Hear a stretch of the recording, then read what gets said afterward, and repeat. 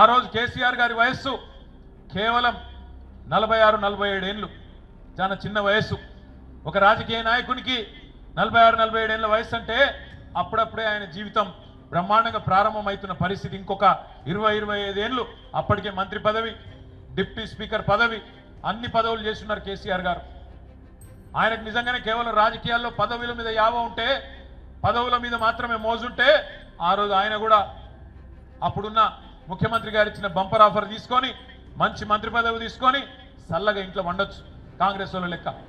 కానీ అట్లా కాకుండా అన్నిటికీ తెగించి తెలంగాణ నాయకులంటేనే తెలంగాణ ఉద్యమాన్ని పదవుల కోసం తాకట్టు పెడతారనే బదనాం ఏదైతే తెలంగాణ సమాజంలో ఉండేనో దాన్ని దూరం చేయాలని చెప్పి పదవి త్యాగంతోనే ఆనాడు తెలంగాణ రాష్ట్ర సమితి అనే పార్టీని ఆనాడు ఆవిర్భావం రోజే 3 పదవులకు కూడా రాజీనామా చేసిండు కేసీఆర్ గారు. ఆ తర్వాత 14 ఏళ్ల పాటు దెబ్బలు తిన్నాడు, ఎదురు దెబ్బలు తిన్నాడు, అక్కడక్కడ విజయాలు, అక్కడక్కడ అపజయాలు అన్ని కూడా చూసిండు కేసీఆర్ గారు. పాట కూడా రాసిండు తానే స్వయంగా.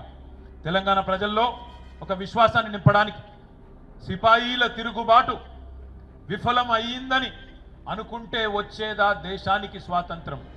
సిపాయిల తిరుగుబాటు 1857లో విఫలమైందని చెప్పి ఎక్కడోళ్ళు అక్కడ బీరిపోతే దేశానికి స్వాతంత్రం వస్తుండనా? అట్లనే రాజీ లేని పోరాటమే విజయం సాధిస్తుంది, ముమ్మాటికి తెలంగాణ రాష్ట్రం వచ్చి తీరుతుంది అని ఆనాడు 2001లోనే పాట రూపంలో మాట రూపంలో కేసీఆర్ గారు ఆనాడు చెప్పడం జరిగింది.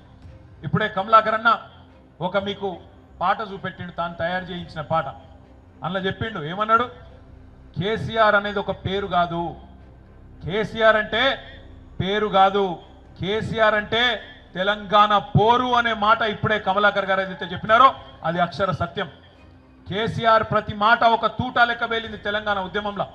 2001 నుంచి 14 దాకా ఒక ఉత్కృష్టమైన ప్రజాస్వామిక ఉద్యమానికి రాజకీయ రూపు కల్పించి తెలంగాణ ప్రజలను ఒక రాజకీయ శక్తిగా మలిచి అద్భుతంగా ఈరోజు తెలంగాణ సాధన జరిగింది అంటే దానికి కారణం ఖచ్చితంగా 3.